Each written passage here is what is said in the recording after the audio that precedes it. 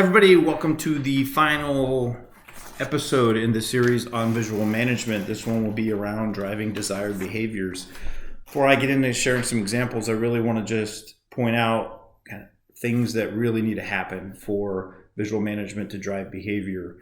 One, and probably the most important thing, is as close to point of use as possible. You'll see in these examples that that's what you're trying to do, is get it where the behavior is going to happen, because if it's somewhere else, there's a good chance it's not going to work.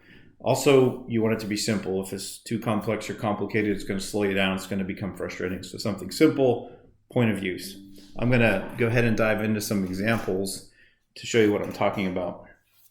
One of the things is making sure that my days get off to a good start. I realize there's certain things I need to do the night before. So I have this visual. One thing, this does look a little complex, but that's because I've added my why on here. I wanted to make sure I'm looking at that, not just the checklist of how I should behave before I go to bed, but why I'm doing that. Those things were important to me, so I put that all in the visual. Again, put it right next to the bed before I go to sleep. I can look at that.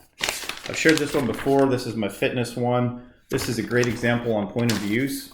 It really wasn't doing great for me when I first started it because I had it hanging in the gym, and when I need it the most is when I'm not in the gym. So it was really not helping me from that standpoint, and I decided to move it to my closet where I see it every day when I get dressed.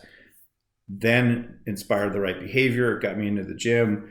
And what's interesting is a couple months ago, I took it down to use it for one of these videos as an example, and I have not put it back up, and I have not been getting into the gym. So after I finish this episode, I'm going to go hang this up, point of use, where the behavior is happening, get me back into the gym. Simple, intuitive, inspiring the right behavior. Next thing I want to share is a little different. I got a little rubber band on my wrist here.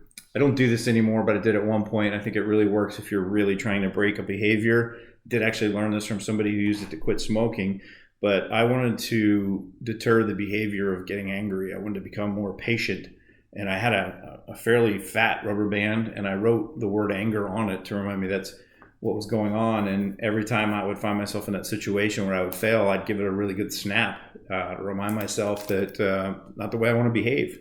That it was really helpful in changing my behavior. And I believe if I ever find myself to a stress point where I'm behaving like that again, I might put that rubber band back on.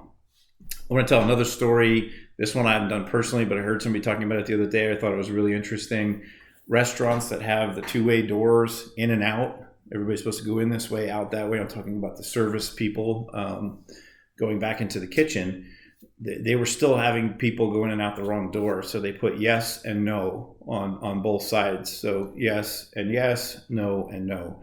And they talked about point of use, and it's easier yes and no versus in or out. You don't have to think. It's just yes or no. Thought that was a very good example. I wanted to share it. Another one that's happened, I haven't used this one personally because it's not something I've really been working on getting better at, but I've helped other people with this, is if you're, something like baseball, or maybe it's archery or any type of sporting event where you're using, maybe it's a batting glove or a golf club or something. If there's something in your swing or your mechanics of shooting the bow that you really want to hone in on, you could put a little reminder. Some of it might be a colored sticker, a little icon, some little thing to remind you to behave a certain way and at point of use. So on that tool or that glove or piece of equipment. Next one I want to share is in the sports world again. If anybody watched the Women's College World Series in softball, you saw this.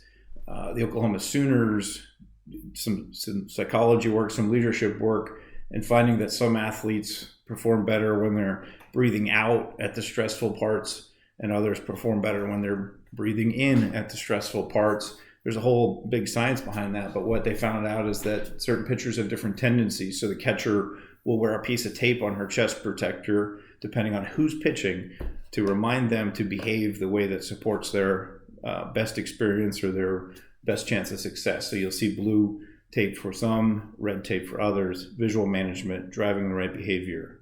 Last one I want to share, wrap this series up. A little sticker here with the word "so" on it, crossed out.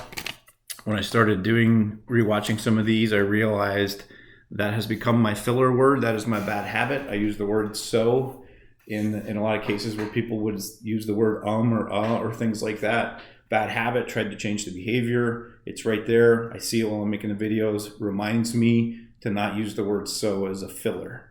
Therefore, I feel like I've used that word a lot less more recently, and probably could even go back and figure out which video I hung it up in to see when it started working.